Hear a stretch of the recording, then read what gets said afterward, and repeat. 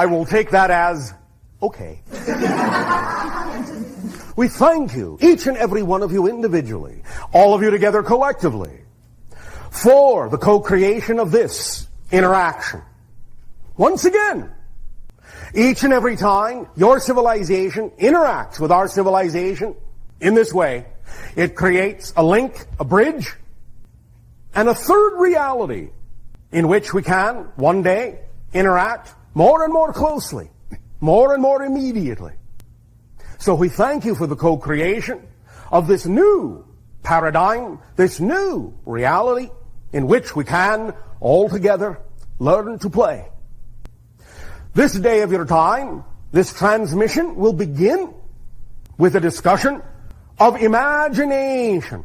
Now, we have talked about imagination many times. We would like to take the concept a little bit further this day of your time. We have reminded you of the synchronicity in many of the words that exist in various languages on your planet.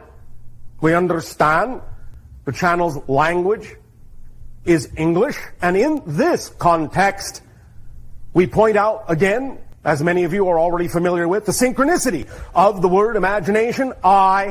Magi, nation.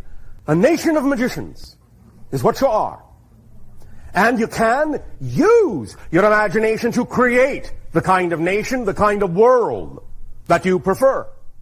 Imagination is an extremely powerful tool, and we will discuss in what ways this is so, and how you can apply your imagination in very powerful ways to allow and to create the kinds of changes that you would prefer to represent within your lives, individually, and again, within your lives, collectively, globally. And as you thus then move out into the cosmos, into the stars, and join with us eventually, you will find imagination is going to play a very key role in your ability to do that. So let us begin. We will remind you, first of all, that we have talked about the idea that imagination is the conduit between your higher mind and your physical mind. It is the pipeline through which your higher mind communicates with you, and through which, in receiving that communication, you can then, as physical beings, as physical personalities, apply the information, the imagination that comes from higher mind, the communication, into your physical lives, to alter them, to change them in ways that are more reflective of your passion, your excitement, your joy, your preference, or not. It is up to you to use this positively or negatively. It is up to you. But imagination is the key to allow an alignment to occur. And if you are willing to use your imagination without filtering the communication from your higher mind through belief systems that contain fear, then you will find that the outcome can always be a positive one, and you can always amplify and magnify that in any direction, in any area of your lives whatsoever, no matter what. Higher mind, again, I remind you, has the far-seeing point of view. It stands on the mountaintop. It can see all the pathways you could possibly take in life, and it guides you toward the path of least resistance, the path that is most truly you. As we have said many times, the vibration of excitement, the vibration of passion is what functions like the compass needle. It is your magnetic north to your true self. By following your passion, by following your excitement, by pointing the needle in that direction only, you will always be completely, purely, squarely on the path that is most truly you, your core, true, natural self. Your imagination is the conduit through which your higher mind can guide you in this very easily, if you allow it to be effortless, which you can. Physical mind then chooses in physical reality various ideas of how to apply these ideas coming from the higher mind in ways that are also pleasing to the physical being that you are, the physical personality that you are, and you learn to work in concert as a whole being, as a whole person with the higher mind. For if the physical mind thinks that it must take on the job of figuring everything out, how is this going to happen? How can I make this happen? How can I bring everything together to get this to happen? If the physical mind thinks that it must be the only one doing that job, it is going to be burdened, it is going to be weighed down, it is going to be tired. Because the physical mind is not designed to know how things will happen. The physical mind is only designed to know how things have happened. The idea is thus then to trust the higher mind to let you know that if the higher mind is sending you information that pushes you in the direction of your passion and you trust that, what the higher mind is telling you is that by following your passion, the how will be taken care of, because the higher mind can see how you're going to get there, and the translation of that how through the imagination is the physical sensation of excitement, joy, passion, and love. That's how the higher mind speaks to the physical mind through the conduit of imagination, with those feelings, those vibrations, those energies, those pictures. So the physical mind can learn to relax and not feel it has to carry all the weight of the world on its shoulders for figuring out exactly how everything's going to come into manifestation in its life. You can allow the higher mind to guide you in that, and you can relax and ride the wave of the energy that the higher mind sends through the imagination and allow things to unfold in a synchronous manner, in an effortless, joyful, creative, loving manner. And thus then find yourself flowing through life. And even if the path that it leads you down may seem to be going left, going right, going here, going there, going where you least expected it to go, that is cause for celebration. Because as we say in our world, anytime something unexpected comes up, you want to say congratulations. Now you know you're really following your joy and allowing your life to unfold synchronously in front of you without it being so planned out, so rigidized, so insisting that it must be one way or another. Because if you really are open to the idea of what your higher mind can do through your imagination, it will almost always bring you something that is even more exciting than the physical mind was capable of actually picturing. So when you insist that it must be a certain way, you're actually limiting the ways in which it could actually come to you that might even be more exciting than you are actually capable of imagining. But imagination can act as the guide, the initial visualization mechanism to at least give you a bearing, give you a heading. And you can use that picture as a symbol to represent the energy, to symbolize the energy of the reality that is representative of your highest joy, of who you wish to be. But if you rigidize that picture and insist that it must turn out that way, then you're actually fighting against the flow of your higher mind. If you relax that it could come to you in another way and that what you're picturing is just a representation of that reality, then the energy can flow and you may find yourself winding up in a situation that is even more wildly fantastic than you were at first capable of picturing. Now, here is something else that is very important to understand about what imagination is. First of all, of course, understand it is a state of being.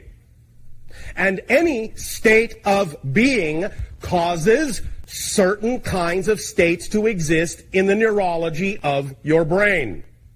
When you are in an imaginative, creative state, your brain, the neurology, the way the electrical pathways flow will be different than any other state. Here is something that is important to understand.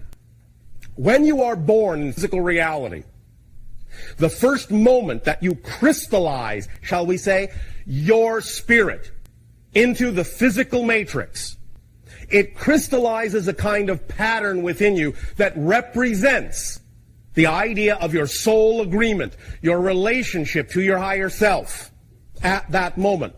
What happens to it from there on will depend upon a lot of things, including input from your parents, society, so on and so forth. But that core agreement, that core relationship will always exist. So when you go through life and you've lived several years, and maybe you find yourself becoming in your older age a little bit confused, a little bit forgetful of where you're going, why you came here, so on and so forth, looking for your joy, looking for your passion. Going into the state where you allow yourself to communicate with higher mind through your imagination will actually always bring you back to your 0 moment agreement of when you were born. It will actually restructure the neurological pathways of the brain back to that childlike moment where anything is possible. That's what's key to understand about the function of imagination in your physical reality. It's your reset button. So when you find yourself feeling lost, feeling confused, feeling at odds, go into your imagination. Open up the conduit of communion between your physical mind and higher mind and push the reset button. Go back to the 0 point. Let the neurological pathways realign. And then in that state, open up to the infinite possibilities and the choices you have made. And go forward from there afresh, anew, reinvigorated as a new persona. Because again, remember. When you make any change, you have made a total change. And that is what imagination allows you to do. Realign yourself in such a way in bringing yourself back to a kind of 0 point that you can then step out from there on any path you really so desire that is representative of your highest passion. And know that when you do so, you really have cleaned the slate. And anything that may have seemed to be an issue that was an obstacle or a complication in your life formerly, at that moment of zeroing yourself out, is actually no longer there. Now, you can co-create it again. You can say, oh, it's still there. I still have to get over this. I still have to deal with this. You can do that. If that's your process, that's fine. I am not telling you how to live your life. If you want to include complications and misery in your life, please go ahead. I will not stop you, because if that's what gives you, quote-unquote, joy, then by all means go ahead and involve yourself in that idea of struggle. If that's your process, love it. And then you'll get the most out of it. What I am simply saying is you do not have to do that. You actually have a choice. And in that moment that you zero yourself out with your imagination and allow your neurology to realign, recrystallize back to that first moment, that first agreement, when you were a child, a newborn child, and step forward in that state of being, then all bets are off, as you say. You really have lost your history. You really only live in the present in that moment. And what you do from that moment forward is up to you. And it can be your reality completely, wholly, totally. Now, we have talked about the idea of imagination in context to the concept of all that is. The universe, if you will, the multiverse, creation in totality. Whatever you wish to label it, it doesn't matter. And then we spoke about the idea of understanding this. You cannot imagine non-existence. Go ahead, I'll give you a minute, try it out. There, you see? Couldn't do it. Because the point is that even if you could, by definition, imagining non-existence would be non-experiential. Therefore, how would you know you had done it? You would have no experience of it. And in having no experience of it, in that context, it isn't relevant. It doesn't exist. Therefore, conversely, anything, everything that you can imagine is somewhere, somewhen, somehow a reality, a real reality. It may not necessarily be relevant to the reality you are creating on Earth, but it is nevertheless real in some parallel dimension, some other reality, whatever you wish to label it. Whatever you imagine is also happening simultaneously with the reality that you are actually physically experiencing. So if in your imagination you do imagine you have 3 arms, wings, 4 eyes, and are purple, there is a reality where such a being, such a version of your soul actually does exist. It may not ever cross paths with you on Earth. You may never know that until you go to higher planes where you can see more of your soul's creation, and then you will go, oh yeah, there I am. Doing that thing in that universe with that kind of a form for that kind of a reason, because that's a symbol and a reflection of that kind of path and that kind of an experience. So anything you imagine is, in fact, tapping into some other simultaneously coexistent real reality. Yes, really, really real. Just as real as you feel your physical reality is for you. Now, the idea, of course, is one of discernment. It is real, but is it relevant to your reality? The idea of following your joy, following your passion, it's not to say you cannot create that here, but it is highly improbable, not impossible, but highly improbable based on the agreement you made to participate in the co-created mass consensus reality of Earth at this point in space-time, as you have created it. Strange things can happen on your planet, and strange things have and always will. And some of them are the confluence of someone actually fully letting go of any assumptions and expectations about what this reality has to be, opening the door a little wider than normal, and perhaps suddenly, there you go, something pops in that may not normally be relevant to your reality, and suddenly a legend is born, a myth is born. Oh, did you know there was such a creature, such a thing, such a happening? Well, those things do happen. They may pop in, they may pop out, and never be seen again. That doesn't mean they weren't real at that moment. It may have simply been only, in a sense, I'll put it this way, a momentary defocusing, a momentary relaxing of your agreement, but it also may be part of your agreement in the sense of presenting those kinds of ideas and realities to yourself so that you can play off them, reflect off them, and see how it might apply to some aspect of your agreement here in this reality. Nothing happens by accident. It can all be played off of. It's all an orchestration. All we are simply saying is, it's also a matter of discernment as to what works for you. And if you use your imagination in this way and apply these things in a manner that will work for you based on your understanding of your true self and the agreement that you made to be your true self in this particular modality, in this particular reality, then you can stay aligned and harmonious with your higher self and understand what it is you can achieve in this reality. You have far fewer limitations in this reality than you think, even within the parameters of the limitations you have imposed upon yourself for what is possible in this reality, or at least what is probable. The idea is that anything that represents your true joy, anything that represents your true self, your true passion, is manifestable. Is manifestable.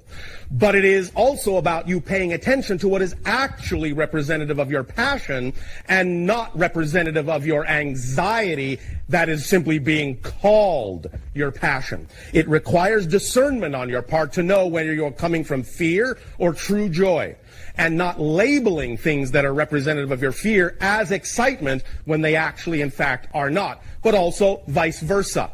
Not labeling your joy as a fear when it actually is representative of your true path.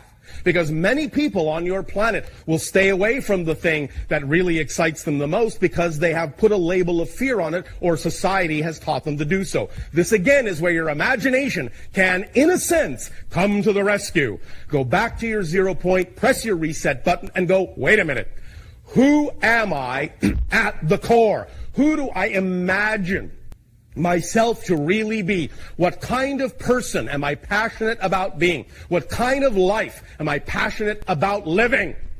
In your imagination, you can see all those things. And that's why I have said many, many times, what's important, whether it becomes literally manifest as you see it in your imagination or not, what's important for communication and harmonization between the physical mind and higher mind is that when you do get a picture in your imagination of who you prefer to be, what you prefer to be doing, where you prefer to be doing it, how you prefer to be doing it, when you see that, all you really have to do is mimic it, mirror it, act it out as best as you can on all levels of your life. All you have to do is be like that person in your mind's eye.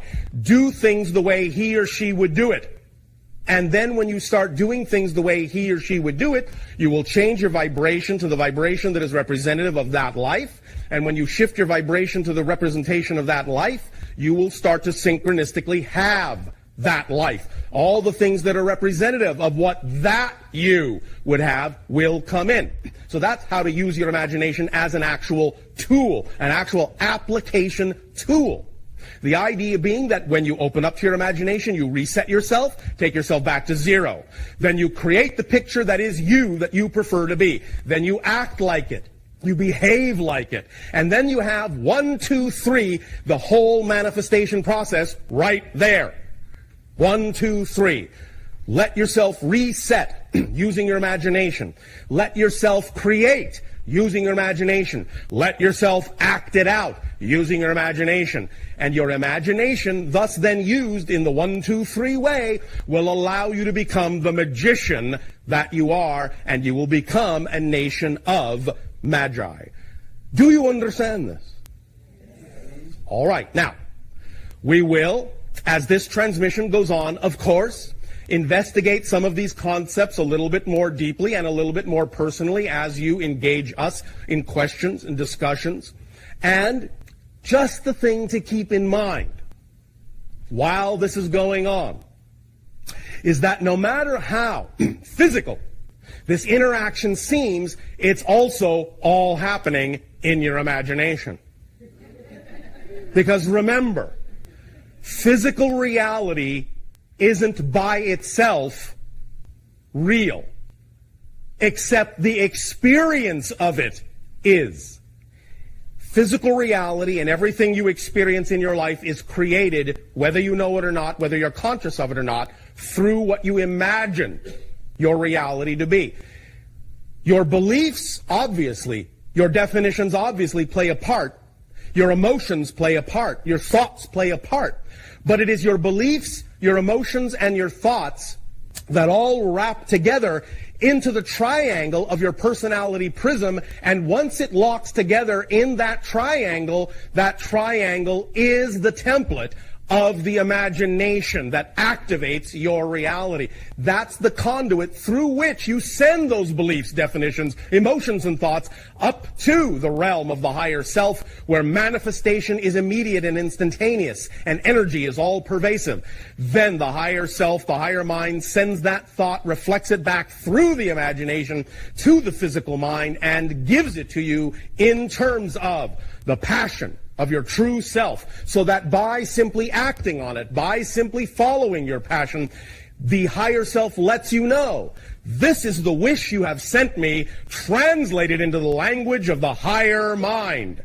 Do it. Act it out. Act it out, and you will be speaking the language of the higher mind. You will be blended and harmonized as the physical mind and a higher mind into one holistic being, one holistic person that can then reflect that relationship into manifestations in an imagination reality that is being created by you. It is just a mirror. That's all it is. It's just reflecting back what you imagine it can be. That's all it is. So, as we said, with that in mind, we would invite you